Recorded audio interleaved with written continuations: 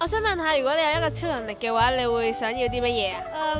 我想可以飛咯，咁我可以晏啲起身，唔使咁早翻學咯。點解你會朝早起唔到身嘅？你好夜瞓㗎？係嘅，可能你幾點瞓㗎？最遲可能有1點咯。1點先瞓，你唔係要7點起身翻學嘅咩1點先瞓着咯，瞬間轉移咯，因為可以好方便啦，去到唔同嘅地方。如果你哋有超能力嘅話，你哋想要啲咩超能力啊？超能力即係例如可以飛啊，跟住可以隱形啊嗰啲咯。我想要飛啊！你都想要飛啊？你呢？我想要跑得超級快。跑得超級快。飛咯。點解嘅？因為我中意雀仔啊。唞氣喺個水入邊啊！哦，喺水入邊呼吸係咪？我唔想我自己唔天咁 drown 啊！哦，溺斃喺水入邊。係咪唔中意死啊？你有冇同個媽咪講啊？呢個想要呢個超能力。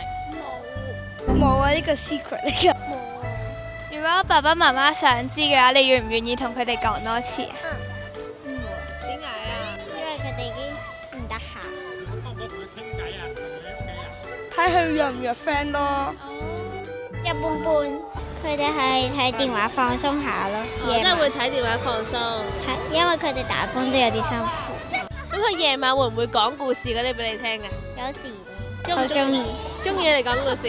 如果佢哋得閒，佢哋問你呢個問題咧，你會唔會想同佢哋傾偈啊？都唔會去。點解啊？我覺得都有啲無聊，唔係真實嘅。哦。覺唔覺得你屋企人錫妹妹多過錫你？食幾多啲？你點解嘅？你點解話錫哥哥多啲嘅？點解話？因為有時佢哋成日咁樣講咯。咁你會唔會唔開心㗎？因為你曳啊嘛。唔會啊，因為我少少曳啊。因為我換衫我要一個 T-shirt 換上去要1個鐘先換到上。你要扮靚。唔好睇小小朋友天馬行空嘅想法啊！有陣時求救信號同秘密都喺入邊得到㗎，大家一定要聆聽童言，好好守護童聲啊！強制舉報虐待兒童條例將會喺2026年1月20號正式生效，保護小朋友免受傷害。大家快啲一齊去參加同你講短篇比賽，分享同埋宣傳強制舉報虐待兒童條例，仲有機會贏取獎品添㗎！仲快啲去報名！